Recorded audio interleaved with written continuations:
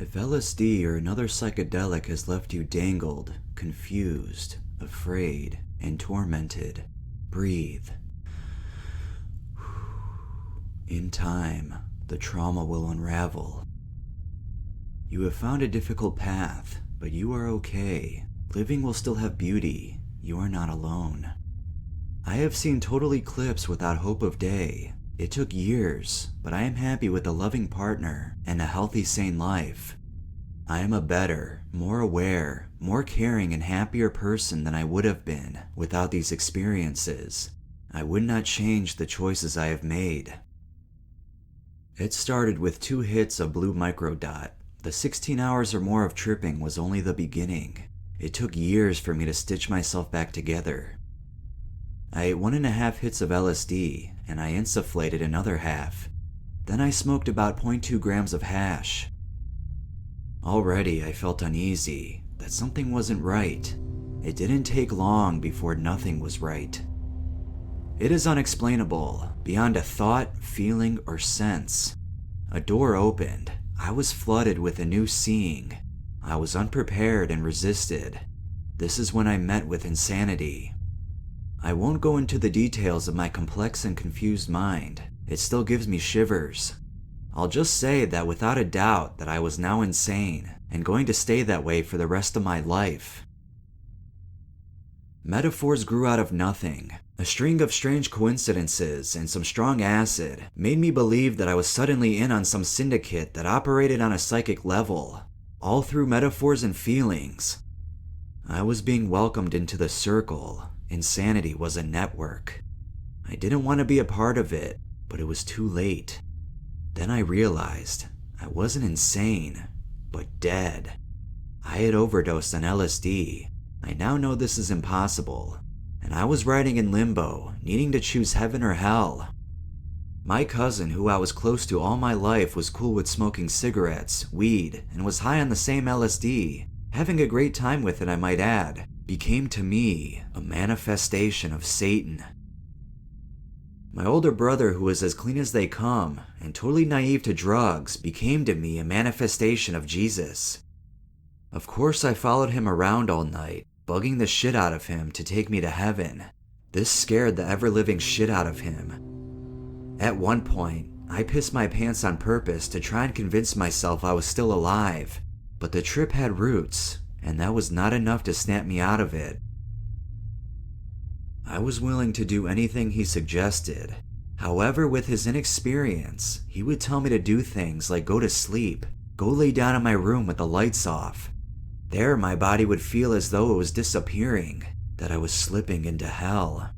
I wish now that I would have let go and experienced my inner workings. I leapt out of bed and did anything I could think of to get to heaven.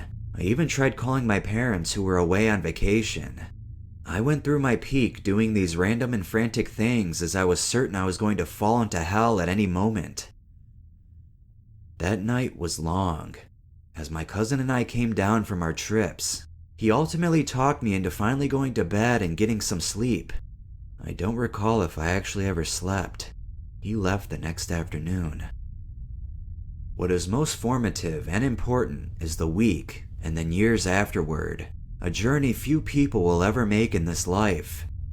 The first week I spent afraid, confused, unable to eat or sleep, alone in a true dementia. I'd watch television, and it would be spewing messages directly to me. Everything was a metaphor for heaven or hell, or a message from the syndicate. I began to believe this blanket of metaphor was a secret code that the world spoke, and I was getting hip to it. Going down to strawberry fields. Still, nothing really made sense. It was all a jumble. One night that week, I went to a friend's house and believed every sentence they said to one another was linked to my dementia. Another close friend, who definitely knew I was in trouble, said that he believed life was a test and that everything had a reasonable and rational answer. I don't know if that's absolutely true, but it snapped me into my first taste of reality in over a week. I decided it was time to drive home to my parents' house to reconcile my mind. I entered the house not really knowing what to say or do. I began telling them about this experience I had, telling them I had achieved a higher state of consciousness, etc. They looked frightened and confused. I realized that so was I. Suddenly, I broke down, began telling them about my use of LSD, marijuana, and other drugs, how I was out of my mind, paranoid, and afraid. Just the facts. My mother cried and my father listened stone silent. That night was the most relieving and uplifting of my life. Likely the most difficult for my parents. All they could do was listen and hug me. This, ladies and gentlemen, was way out of their league. I knew it. I knew I was teaching them. What mattered was that I was in a place where I was loved and accepted. I was 16 years old and I slept on the floor at the foot of their bed. I released all my secrets. If there is a sacred confession, this was it. I was cleansed by fire. I felt as though I rose from ashes, and I did. That night I was utterly humbled and humiliated by existence. I was a child again, but also evolved. The next week I didn't leave my parents' house. I helped them with various jobs and house projects. If I found spare time, I'd find something to fill it. It was like every day I died and reawoke. Every day I teetered between heaven and hell. Small decisions like, which juice shall I buy and drink, were wrapped in meaning and metaphor that extended beyond daily life, seemingly deciding my eternal fate. Just under everything was a mechanism, a test, or a plot, unraveling.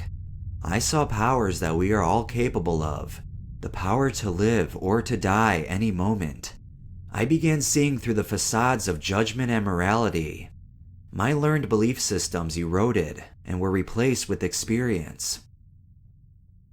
I'd raise my concerns with a close friend who had similar experiences. He would console me, encourage me to believe what was in front of me, work with what I knew and be wise, not to open up these thoughts to the wrong people, as most would just label me insane and become afraid of me.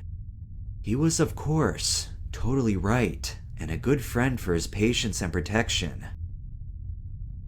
For a period of time, I lived my life shadowing my true thoughts and feelings about daily situations. I made some stunning life decisions. I traveled overseas alone to search my soul and mind. I shed all my addictions, tobacco, TV, caffeine, sex, all drugs, and even meat and processed foods. This was all between the ages of 16 and 23. It took me over a year till I could even talk to my cousin again. Many more till I could truly trust him. I wish that databases such as Arrowhead, the Shroomery, etc. existed when I went through this journey. Their help could have turned this vicious, horrific, and difficult experience into something meaningful and useful from the beginning. Much of my delusions weren't so at all.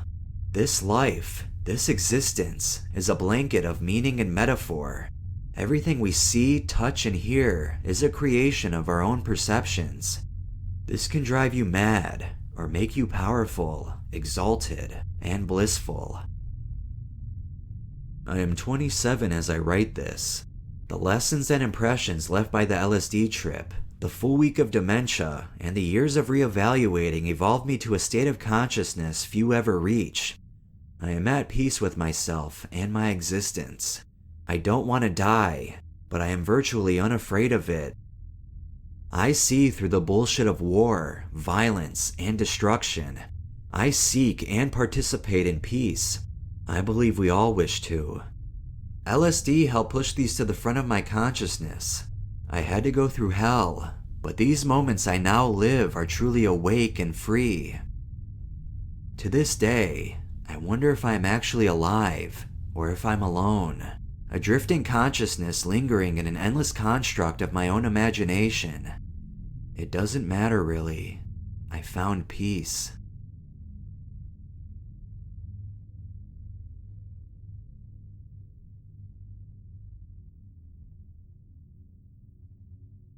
Hey, if you've made it this far, please give the video a like and subscribe if you haven't already.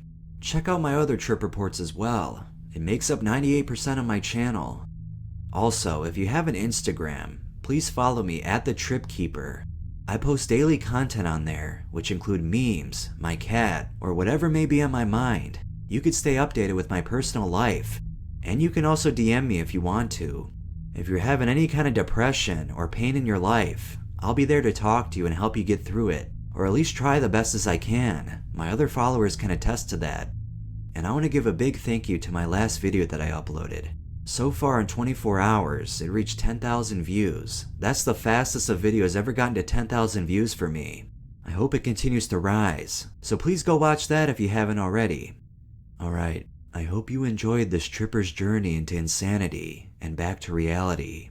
Have a good one out there, and please, stay safe.